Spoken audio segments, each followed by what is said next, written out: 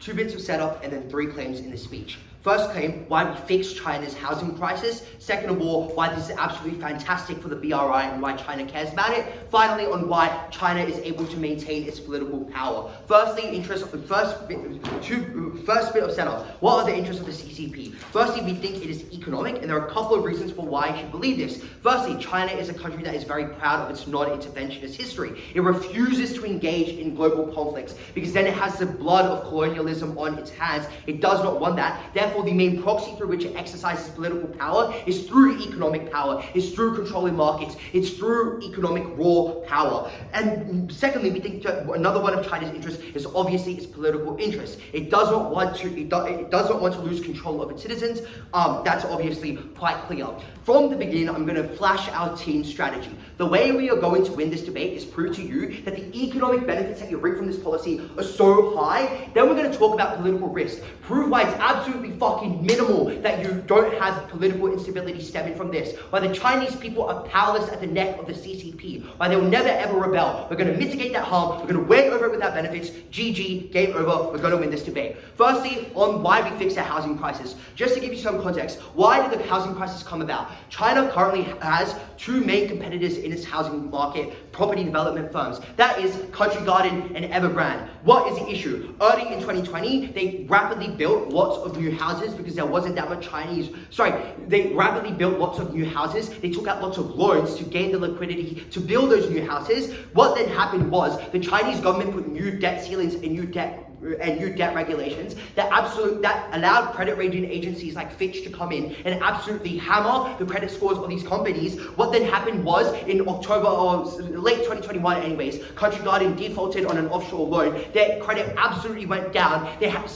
already sold off a lot of the houses that they were building. That means that they didn't have any assets which could turn into liquidity to pay off those debts. That then meant that they took out more pernicious loans to stay in the market. Country Garden fell out. Evergrande is the last market that's left in this. That is the last player that's left in this market. Now Evergrande, to pay off those really high loans, needs to sell those houses at very high prices to be able to trade the liquidity to be able to pay off those loans. Therefore, even though there's a lot of land in China, even though it has a lot of people, the demand issue is not one that of the people. Housing prices are inflated because they need to pay off debts. They need to sell at high prices. Therefore, with that being said, why do we solve the housing crisis? Couple of responses. Firstly, now new competitors are allowed to flood the market because when you get rid of restrictions on foreign investment firms and things like that, new competitors come into the market. Things like Gulf state sovereign funds, things like offshore private equity firms come into these countries and are able to buy it. Why would they buy it even though the price is high? There are a couple of reasons. The benefit that you reap from being able to sell these houses at a profit still exists. Maybe there is a high activation energy to be able to access this benefit in the sense that you need to pay a large amount of money to enter in the housing market, but you still reap the benefit of being able to gain into the market, being able to have that. Secondly, first movers advantage. You're able, since you are high on the trading table, you're able to make deals with the CCP that aren't bad to its political standing, but just make it easier for you to step into this economy. Thirdly, you get a big trade section of the market. You have more assets and more cards with which you can play this game of housing development. Now you get new competitors coming into the market at the point at which we decrease these regulations. Second of all, note, there will be no demand problem because maybe they will claim when you have foreign investors, demand will artificially inflate. I will give a couple of reasons as to why it won't artificially inflate. Firstly, it's just that the people that exist in it, there's currently an excess of housing. These are mostly in rural areas that they want to develop into new suburbs and things like that. People generally don't live there. The reason why those housing prices are at very high prices isn't because of an excess of demand, it's because they need to raise those prices to be able to gain the lots of liquidity they need to be able to gain, to be able to pay off those interests that are at incredibly high loans. Secondly, like we all know that people in China are generally quite communal. People live with their family, people live. So even though it's a big population, you have many people living in a house together. It is quite cheery, it is quite close. But thirdly, we think that China just has we think that China has lots of land, lots of built up regulations were generally done quite well. That means that at the end of that, you know that we fix the housing crisis, but also I will note that for China, many years of liberal economic policies following the Cultural Revolution has allowed the country to flourish, has allowed the country to prosper. On our side of the house, we are going to scale back down on the regulation that you've been done, that has pernicious policies that lock out foreign investors from the market, that decrease market incentives, that decrease competition incentives. Why should you care about fixing the housing market crisis a lot? Firstly, people in China are generally, historically, they've already shown that after, things like Tiananmen Square massacre, the monopolization and the rigidifization, I don't know if that's a word, of, Chinese government control, they have been willing to pay off political things, but what a lot of Chinese people value is economic prosperity, doing well in life. Therefore, they're likely to be mad when this policy takes place. But second of all, when China infringes on political policies, and maybe they have withdrawals there, overseas, that isn't something that effectively directs the Chinese people. This is something that very effectively directs them. This is why these people are likely to be mad. What that means is, when we fix the housing crisis, that's obviously good. Very vulnerable stakeholder, lots of people that are affected by this issue, literally more than 1 billion, but it's also we fight back and clamp down on the political harms that they have under their side of the house. That is why we fix the housing crisis. That is why we deal with this issue. Second of all, on the BRI, why do we think the Chinese government cares about it a lot? Firstly, they care a lot about physical global influence. That is for the reason that, the reasons why they, willing to, engage in, building new ports, even though that costs a lot of money, is because they care, that shows a revealed preference for global influence. But secondly, as I said before, it is the only means through which they can engage in this. As you point out, which they can't engage in aggressive interventionist policy, because if you are to engage in this type of policy, you compromise on the 50 years of bloody hard work that previous Chinese foreign advisors did to get to this point. But thirdly, we told you that they have a revealed preference for this, because some costs, therefore this must work. Fourthly, more bargaining power into the future. Why do we fix BRI? Firstly, you are now allowed to have connections with established transnationals. For example, Israeli firms in Congo. For example, British private equity firms that have copper mines in Ecuador and in South America. You are now able to more freely engage with these people. You are now able to engage in mergers. You are now able to engage in things. And those people are uniquely good. Why? One, economies of scale. They've already built the infrastructure there that you need to be able to get there. You do not need to have a new section of the Chinese public investment funds coming in and building into these countries. Two, there is a really, really high activation energy that the Chinese government is willing to invest in now. Secondly, more people invest in Chinese firms, either directly or via proxy. And that's for a couple of reasons. Firstly, there is less speculations. The Chinese government is going to fucking cuck you the moment that you get, with new debt ceilings or new regulations. You can be more sure. But second of all, you know how British and American companies that more freely engage with Chinese companies, therefore via them, those are companies that you trust. Those are companies that have expertise. Engaging in the Chinese market on your own is incredibly daunting. But when you have new firms that can invest there for you, you trust them, you're more likely to get that type of investment. Therefore, we've been on the BRI. I've already done the waiting for that. Finally, political power. Firstly, you can regulate it, because even though you significantly reduce the amount of regulations that you have, you compromise on business and financial regulations. You do not compromise on things like proxies, things like watchdogs and antitrust things. Those are things we think we can reasonably trade off, and those competitors still have the same monetary interest to enter the Chinese market anyways. For all those reasons, political interests don't mean a shit in this debate. We absolutely won in economics. Very proud to affirm. Thank you.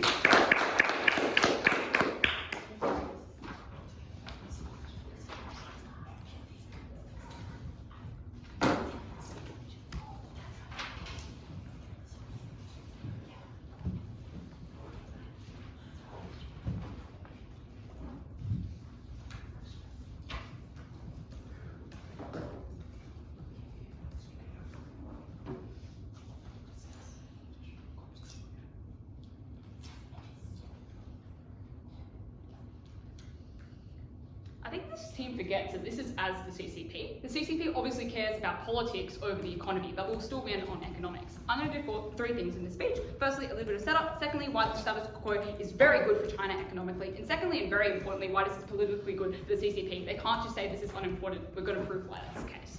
First of all, in setup, four main interests of the CCP.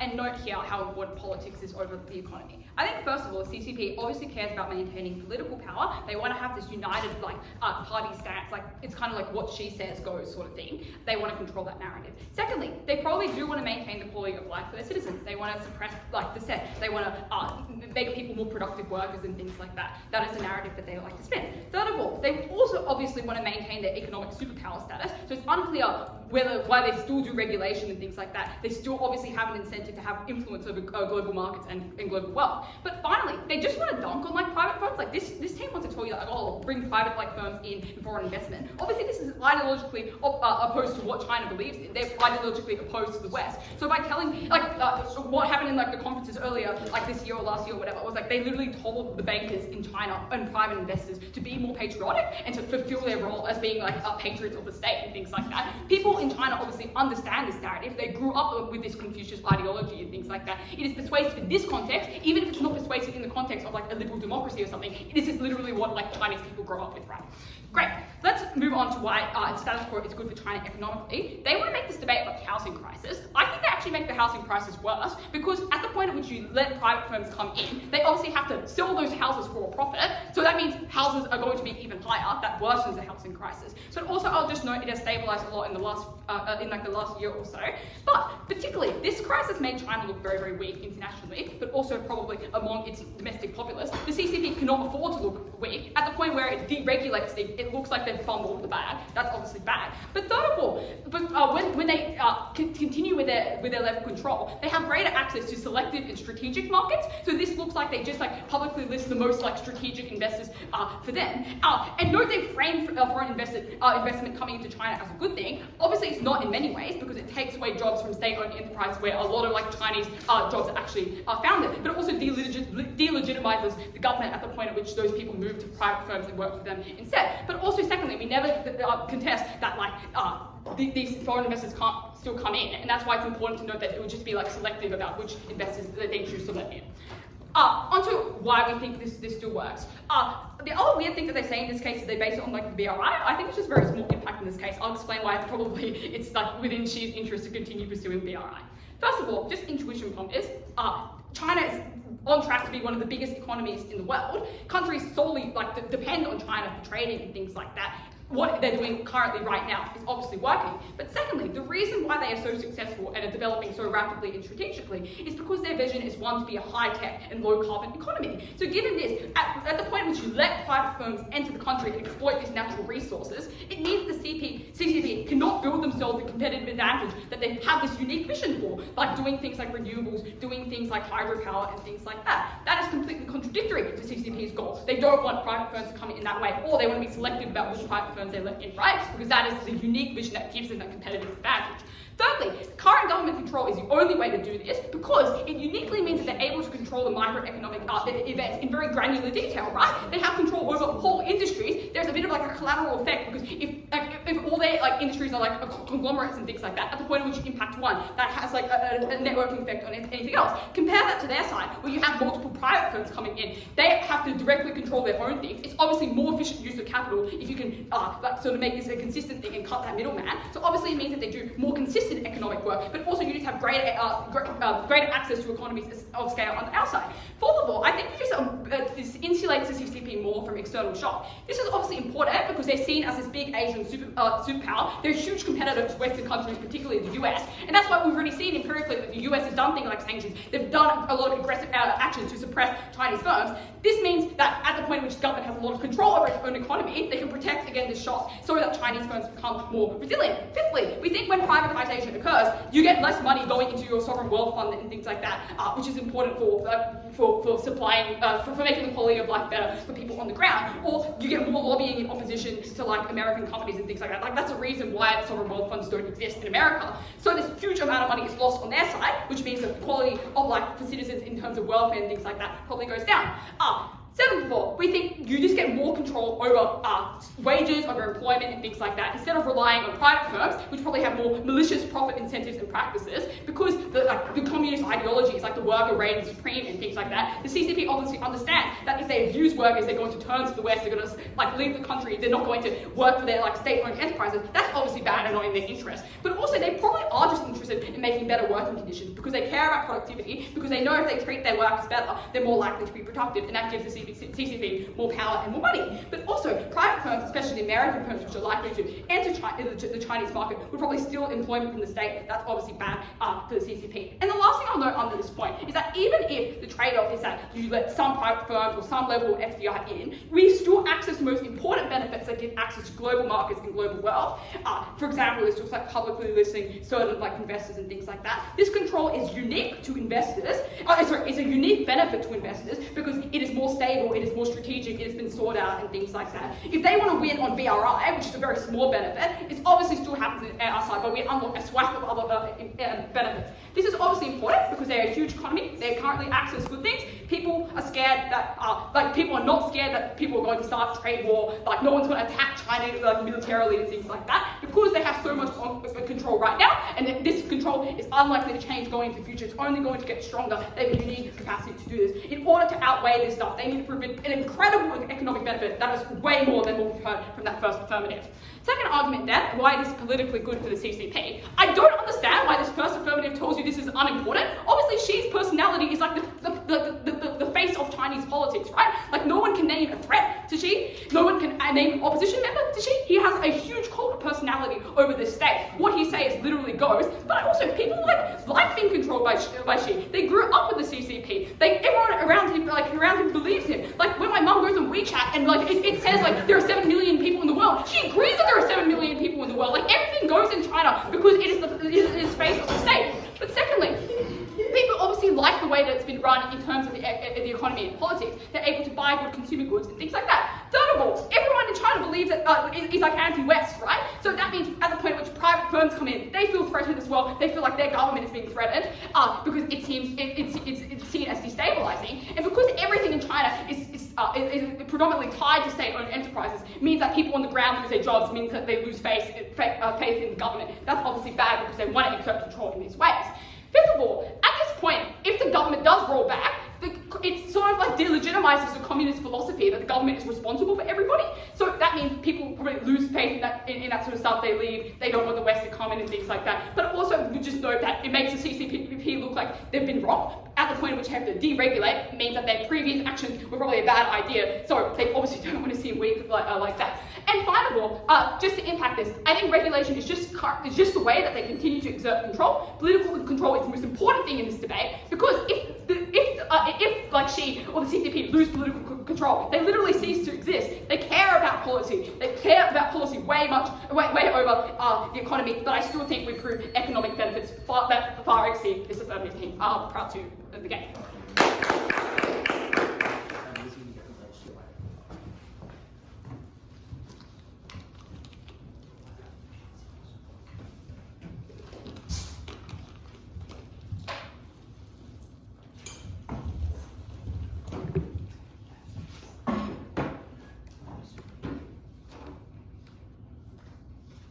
The first thing I'm going to do in this speech is delete affirmative's argument about the housing crisis, because not only is it empirically untrue, even if you believe all of their lies about how housing works in China, this is a particularly unstrategic claim for them to make.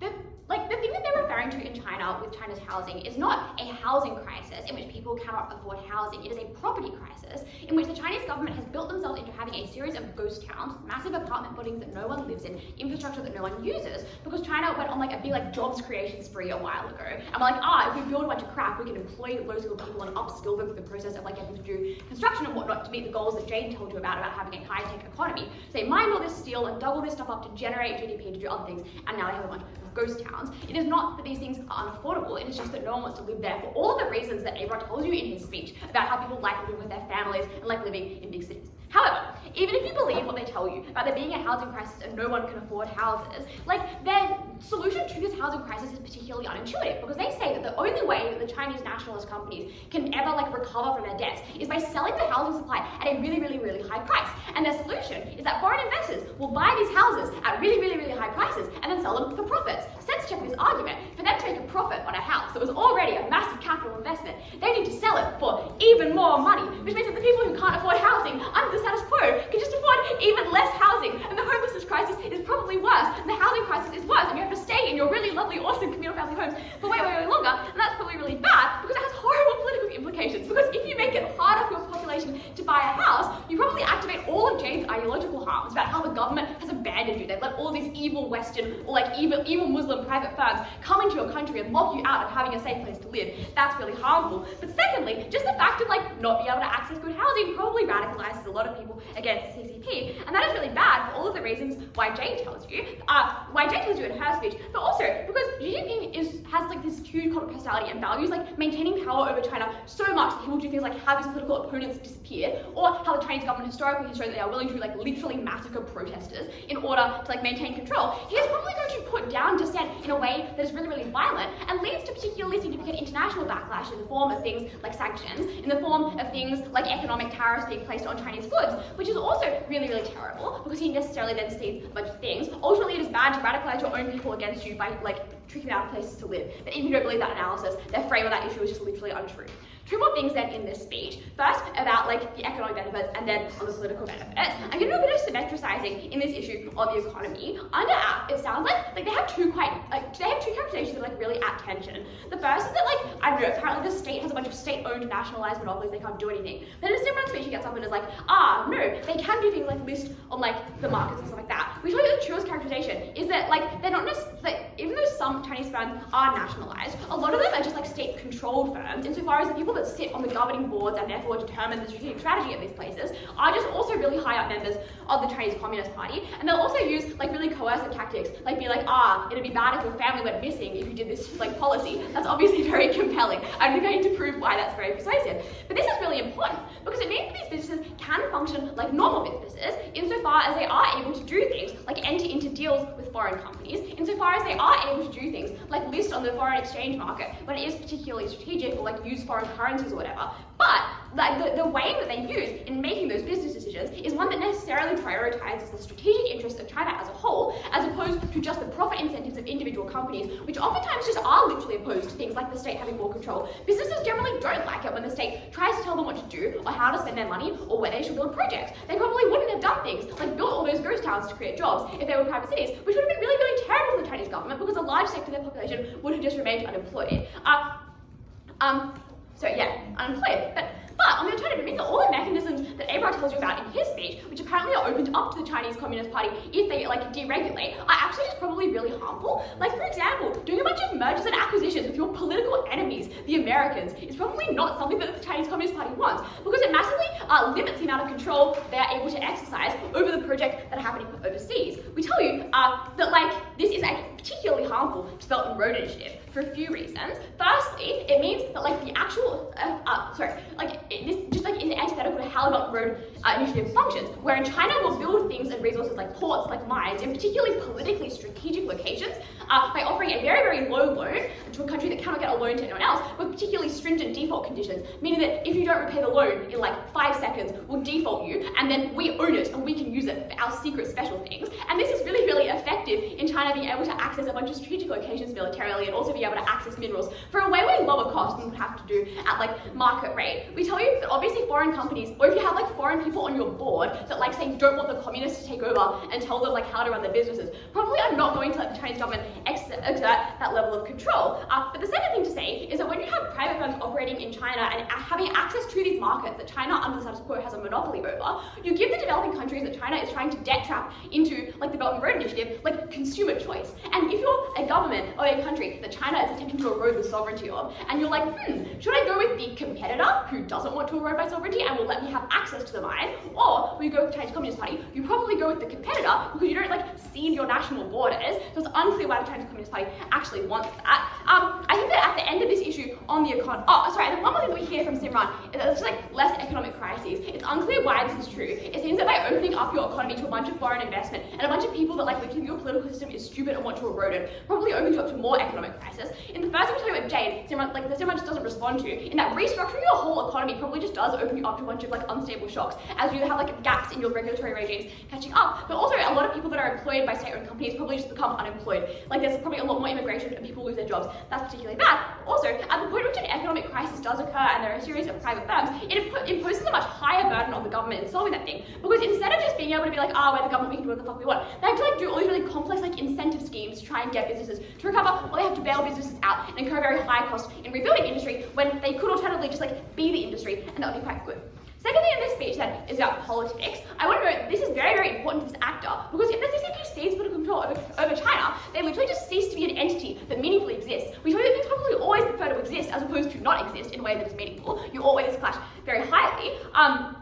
We tell you the impact of ceding the impact of deregulation is necessarily ceding control because you literally no longer have direct control over your industries. But also, all the ideological harm wherein your citizens believe that you have abandoned them or whatever means that you also have less control over the general population. I'm going to add a few more mechanisms here because this affirmative side just has not responded to any of the material that Jane gives you, so I think it still stands. When you have an influx of private firms, you necessarily have more lobbyists that are coming into your country that can leverage political capital to try and coerce the government into doing things. Obviously, there's going to be somewhat maybe not super compelling to the federal government of China, but it's maybe very, very compelling to say poor regional councils that need money for the poor farmers that live there or whatever, and you can maybe get them to loosen regulations to allow your foreign investment to be more powerful. But however, it means that there are the Chinese government seizes control because there are foreign investors who just don't live in China, so their threats of disappearing your family or knocking down your house just are less persuasive. They physically can't get you. But the third thing to say is that more people are just exposed to the West and Western ways of doing things. A lot of the reason why China is so successful in propagating its ideology is because they suppress political dissent and suppress the fact that alternatives exist.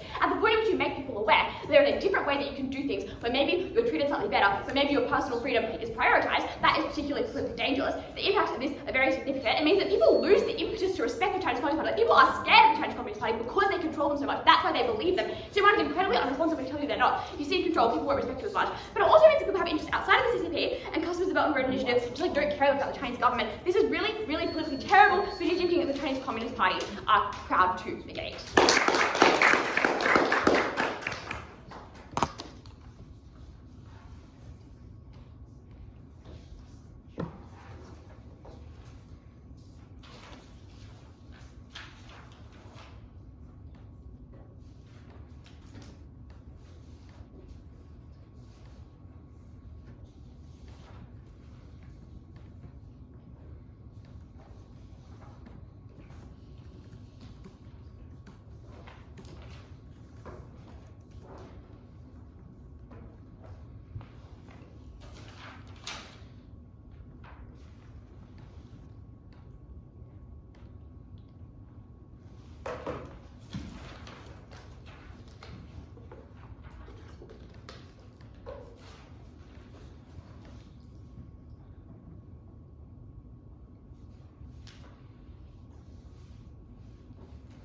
The only way that the CCP was going to collapse is if there was an economic crisis that was so big that millions of people lost assets, millions of people lost their jobs, and the Chinese economy was under threat.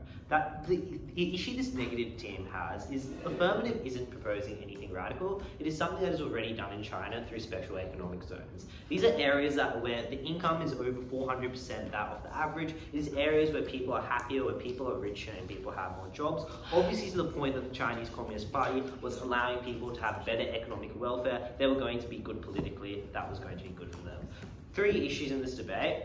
First on economics, 2 sub-issues on this, the housing crisis and general economics, and finally on politics. But I like to know that politics matters so little in this debate because of all the things they give you at first, which is that everyone knows Xi Jinping, the ability to overthrow the Chinese Communist Party was incredibly hard. So I think what that means is small annoyances such as slightly more Western control isn't what's going to be the tipping point, but rather what the tipping point will be is what we point to on affirmative, which is having lots of land wasted in ghost town, having entire property developers crumbling, having lots of people out of jobs. That was the only thing that was going to affect politics. That's why we just weigh that out of the debate.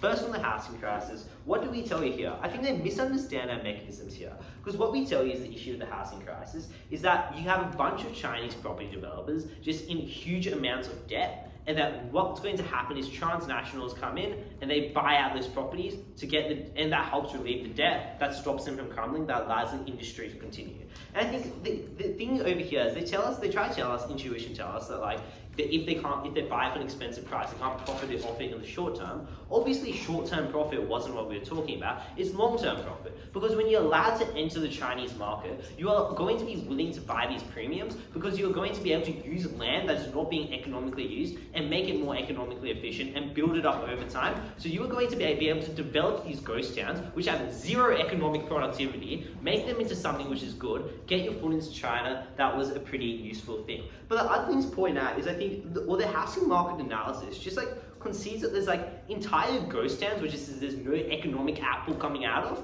So the point that we can bring transnationals in there to set up businesses there, to set up housing things there, to bring in skilled migrants which can help them with things such as climate change technology and carbon technology, that was obviously going to be good because we would make these ghost towns which are unproductive more productive. That meant we were bringing jobs, we were bringing innovation, we were making China more economically powerful. That was a good thing. What do we hear in response? The first thing is it just makes them look bad. Two responses here. Firstly, I just flipped this on them. It looks much worse if both of your property developers collapse, right? So if you have no property developer because they both overshot and collapsed, that is obviously going to look much worse than if you show that you're going to actually just use this to get the West to come in and to develop even more. We think that when you bring in transnationals, you can spin the narrative to show this is a way of economic development. Know that this was something they already did in the 80s when they brought in special economic zones. They said we're going to use this area to have economic development. They're doing that again. You can spin that narrative. Secondly is I think there's going to be better trust in the CCP as an actor that is in the interest of people, because if it's seen as them just like protecting their ego when everyone knows that these things are collapsing, obviously it was going to be a much better thing for them.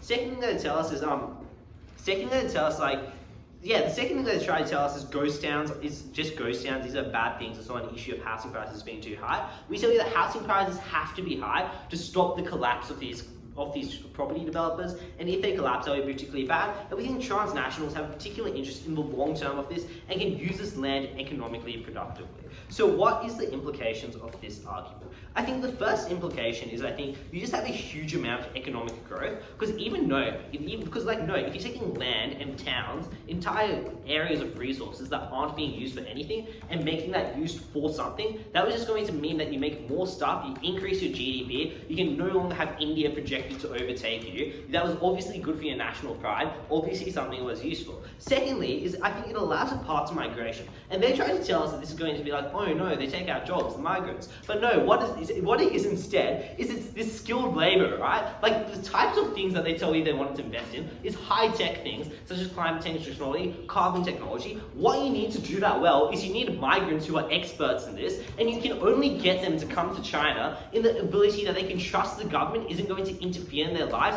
and when they can have these areas of housing that they can live in safely and know that it's not CCP owned. And I think these migrants are the only path to get that development. Because like, no, if you currently only China against the rest of the world, just like logic check, you're going to lose out on like future technology. You're not going to have as much innovation. I think migration was a bit fast. The third thing to point out is that what happened under the status quo, what has already happened, is you're having property developers collapsing. What this means is that you have a lot of construction sites that are just unfinished because they have no more money to fund it. So what that means is you have a lot of people out of work. You have a lot of developers who are unhappy with the government because they were encouraged to take loans that they couldn't pay back and they couldn't work. So when you think transnationals come in, you get those jobs filled, you get those workers employed, you get those companies more happy. Note that that responds to all their political stuff, because these people are probably going to be pretty politically unhappy with China if they were out of a job. We think at the point you're making money, at the point you're happy with the economy, you probably are willing to trade off other things. And I think, no, this has largely been the benefit of China's economy, which is the fact that they have taken a large degree of control of their people's lives, but they've continued to bring an economic benefit. At the point that that deal is no longer happening and you don't have economic development coming to your people, you collapse, that contract breaks, and the people want a change of government, right? So we think economics is the only way you actually get the end of the CCP. Fourth issue of the housing crisis is just at the possibility that it bursts, it's like completely terrible at the point you have no like viable property developers, right? Because what this means is you just can't build new stuff, you can't build new office buildings, you can't build new infrastructure, you just don't have the people who can do this, you don't have the money to do that, and that's terrible. But fifth impact of this is I think just Chinese banks will default at the point that there's so much debt here, they aren't going to be able to pay it back here. And what this means is that the access to capital is going to be pretty low because there's all this debt tied up in these housing things, which means that you can't take loans to like fund more innovative stuff like they want to tell you. That is why the housing crisis was the most important thing in the debate. But the next way we win this debate is we just like take out all like the spec knowledge and mana prep, and we just tell you point to a bunch of general economic like theory that is just generally good. Firstly, more businesses is more jobs. When you bring in these businesses and make them use unproductive land, like what they tell you, you aren't getting rid of jobs, you're just creating new jobs, because unproductive land is becoming productive. Secondly, is you just get a cash injection from foreign direct investment and from transnationals coming in. Know that there's also an exchange rate differentiation. That was good for you. Third thing is there's increased competition. And they try to tell you that like the CCP controlling the economy is a good thing, but obviously it wasn't. This was the problem they were facing in the 80s when they had these special economic zones, which are so much more successful than the rest of average China. They were things that were useful. They were things that were going to be much better. Competition was a good thing. It meant more goods, lower prices, increased efficiency. Final thing that sells under the competition thing is that they can function like normal businesses. I think the issue here is there's just no trust. As in like Western companies don't want to trade with them because they're seen as only CCP, we fix that under our side. Final thing before I end this speech is the idea of external shock. And I just want to flip them on this. Because at the point that you have big American transnationals in your country and reliant on your country's success, that means they're less likely to put tariffs on you, they're less likely to economically impact you. These were things that were obviously a win for us because you made the West dependent on your success. When you made the West dependent on your success, that means like when Trump gets elected and stuff, you won't have tariffs on you, you won't have trade wars. That was a good thing. But secondly, you also probably just had access to more Western intel. So at the end of this debate, economics mattered, we got better economic development.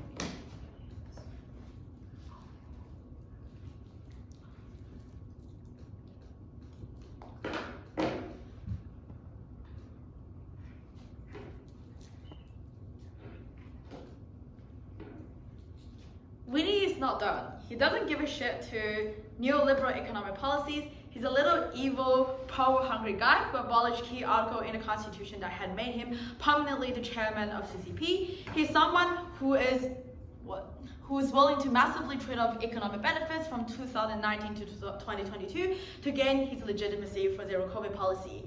He is insane, but he is the characteristic and personality of Chinese Communist Party. The problem of this side affirmative is that they actually never understand the political argument. The political argument we are trying to argue here is that the more privatized you are, the more least regulations you are, the more deregulated you are, the least power and the least control you have on like the industry and the policies as a whole. I think this is a very intuitive and lazy claim we make from side negative, but it's just empirically true. I'm going to fuzzy wing on this political clash. That doesn't say C, necessary do not want this to happen. C, necessary want to have massive control over the economy, even though this might be something bad, even though this might be something that is horrible, but when he already got into the power, he already gained so many dominant control over constitutional changes, it is incredibly hard for him to just forgive all the benefits and all the power he already got in his current position. So the same fuzzy, just absolutely loose on the politics ground. They never explain why the CCP, as the characteristic and the demonstration of C, possibly as the whole, will be willing to make any kind of changes to give up this power at the very beginning.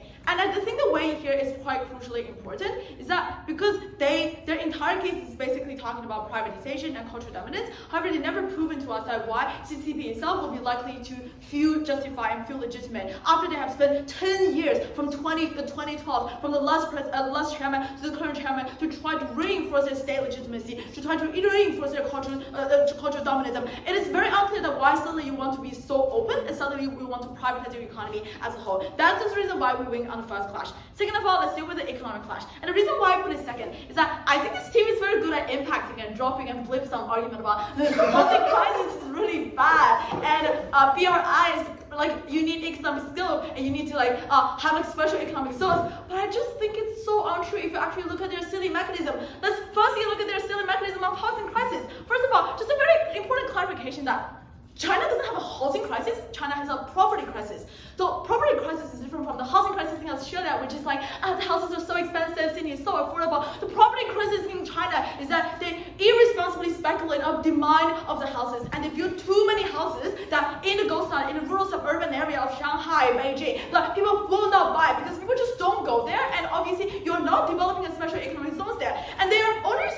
argument from third affirmative is basically telling that, oh, but you have Gulf states and you will going to bring in skilled labor from international countries, and therefore all of the people will fill in this ghost town. First of all, China doesn't need skilled labor. Chinese people are incredibly smart. They have a very good higher education sector. Their artificial intelligence is quite cutting edge technology. The National Scientific Research Fund is pretty good. Second of all, just quickly look at me. I think I'm just like relatively smarter than the average like global citizen from Australia. And I just do not understand why do you need building skilled labor to China. China is notoriously famous for like giving skilled labor to Australia, giving skilled labor to America. So I just don't understand why that's the case, that there will be a huge amount of skilled labor from Middle East countries. I'm not trying to be discriminative, but you all think that you all have labor for that Chinese economy.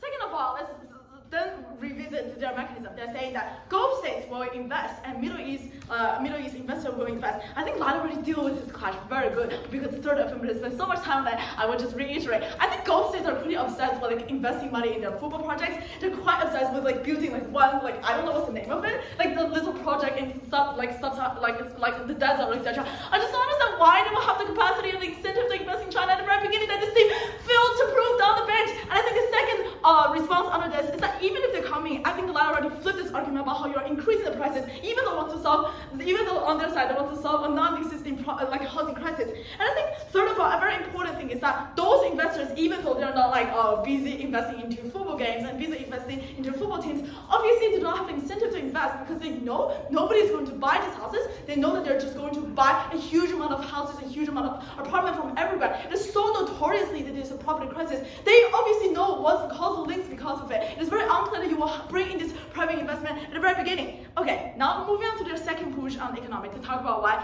deregulation in Shanghai and Shenzhen is pretty good. So this is a good thing that you should do it. First of all, you need to know more about the history. So China opened 5 special economic zones in the 1980s: Shanghai, Shenzhen, Xiamen, Hong Kong, and like another one I forgot the name. And the reason behind this is that in the 1980s, after the Cultural Revolution, Deng wants to massively increase the competitive advantage of low-skilled labor and like manufacturing products and factories, etc., in order to boost up the comparative advantage that Chinese products have in the international global market. You don't have to do it now anymore because you already have a competitive advantage. You already have established your factory. It is very unclear why you have to sustain these special economic zones. And second of all, the reason why they just have 5 special economic zones, but it's not their entire country is special economic zones, is the reason why they have to defend this motion, because their motion is just directly saying that you have to put the entire country into special economic zone. You have to deregulate them as a whole. However, the comparative is that you do not necessarily need to deregulate the entire country. Obviously, you just only have to have special economic zones in order to get the benefits that they want to claim on trade. Okay. Canceling their second economic push. Third of all, moving on to BRI, they say you're going to get foreign companies with the better economic skills to invest in the project. First of all, you do not need economics of skill from Israel Congo companies. China Construction is literally the best infrastructure firm in the entire world, who has cutting edge technology, who's really good at building 5G infrastructure, who's incredibly good at high-speed railway. So it's very unclear that why you need lots of like a cooperation investment from like private Israel companies in order to help you to support it. And I think second of all, this just directly goes against the initial interest of BRI, because the purpose of BRI is that you want to default on debt in order to gain like collateral, in order to gain airport or infrastructure within these key companies. If you bring in like American companies, obviously they're going to share the ownership of that particular infrastructure you're building. So it is very unclear that why they can claim the benefit of BRI. Finally, they claim you will get more businesses in your country, and that's pretty good. First of all, I just don't understand why do you need American money and why do you want them. I think the first explanation here is very simple, that you're under the threat and huge trade war. Obviously, you want to gain independence and reliance from American capitals. The reason behind this is that the more American capital you have in your economy, the more reliant and the more vulnerable you are to the sanctions that America are going to further have if you want to have military drills, if you want to have defense practices against Taiwan. And obviously, I don't know, I think China is going to start a war. Second of all, is that there are also internal sanctions coming from America that discourage the investment to China, and obviously the domestic investors in America will not do this as a favorable policy, and I think that's the reason why they're also unlikely to get the domestic businesses.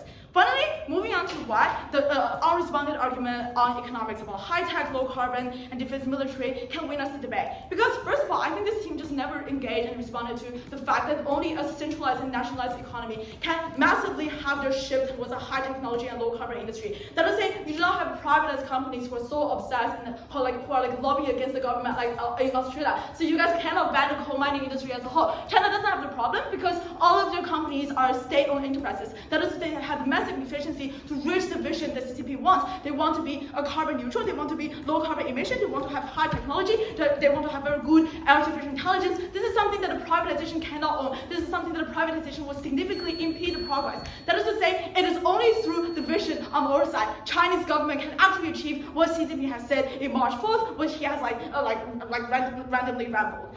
So for others, this is about part 2. Okay.